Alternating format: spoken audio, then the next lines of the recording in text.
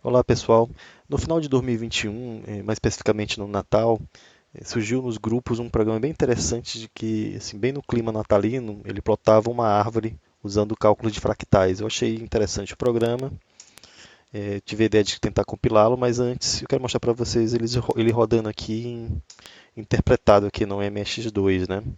Então está aqui o programa rodando na velocidade de interpretado, né? Velocidade normal do Basic interpretado.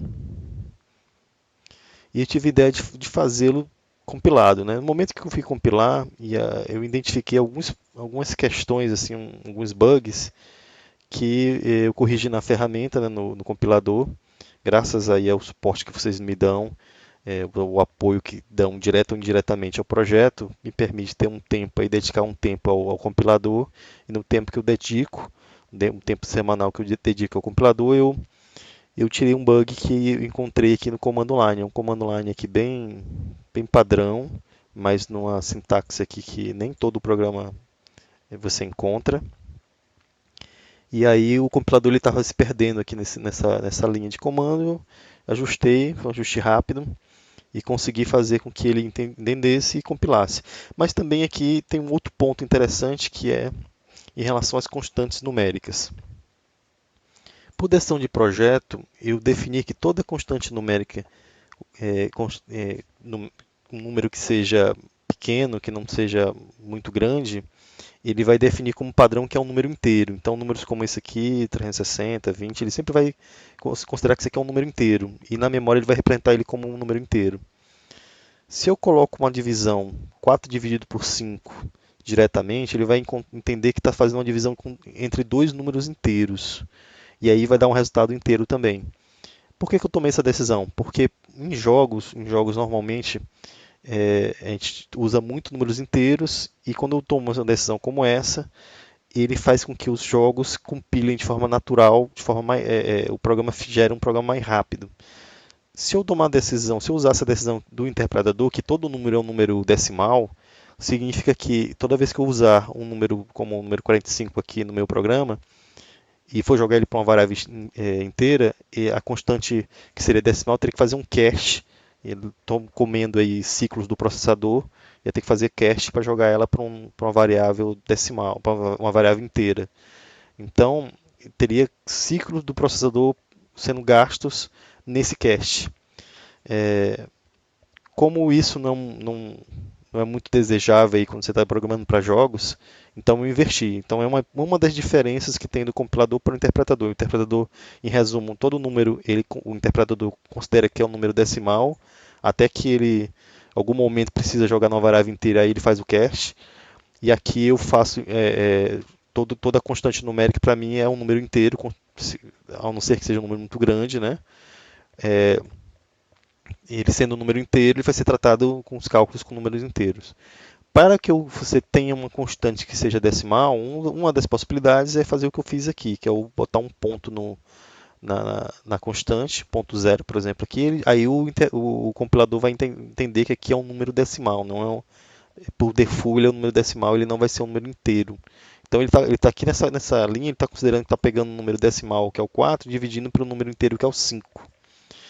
E aí ele vai dar um resultado decimal. Se eu não fizer isso, como eu falei, o resultado vai ser um número inteiro. Então os cálculos desse programa não estariam corretos nesse caso, já que eu aqui nesse momento de divisão eu preciso que ele tenha a parte fracionada aqui da divisão. Então algumas vezes, essa é a dica que eu quero dar, em um programa que usa cálculos matemáticos, se você tiver resultados diferentes do interpretador, possivelmente é porque tem alguma constante lá que era para ser número decimal, e como não tem um ponto aqui indicando que aquela constante é um número decimal, o compilador está definindo que ele é um número inteiro. E aí gera um comportamento diferente.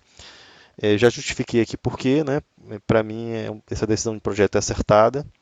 É, Nesses momentos que tem diferença, é fácil resolver, é fazer como eu fiz aqui.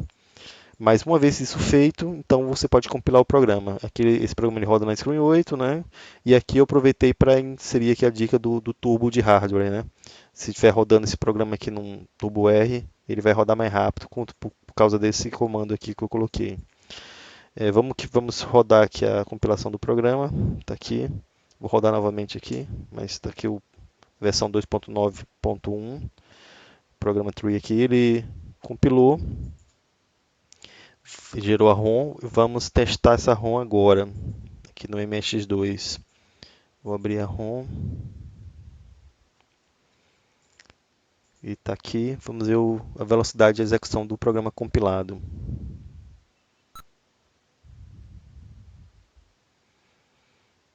E está aí, muito rápido, né? Se eu jogar esse cara para um tubo R,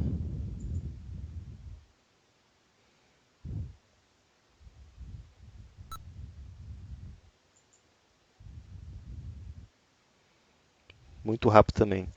Então, senhores, aí tá aí demonstrado o programa compilado.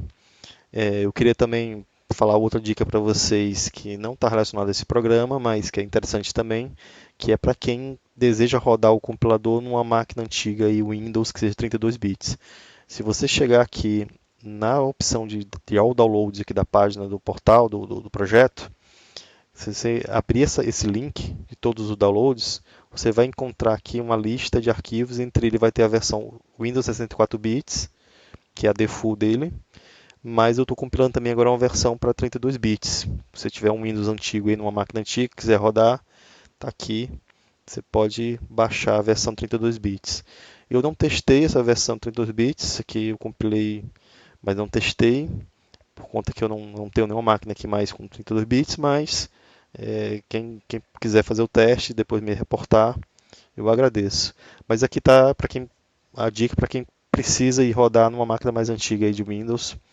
No futuro eu vou fazer a compilação também para Mac, né? Ainda não preparei o ambiente para isso, mas eu pretendo no futuro ter uma compilação também para Mac, além de Linux 64 bits como tem agora. Bem, senhores, é isso que eu tenho para mostrar. Agradeço aí o suporte, o apoio, inclusive ao canal, e até a próxima.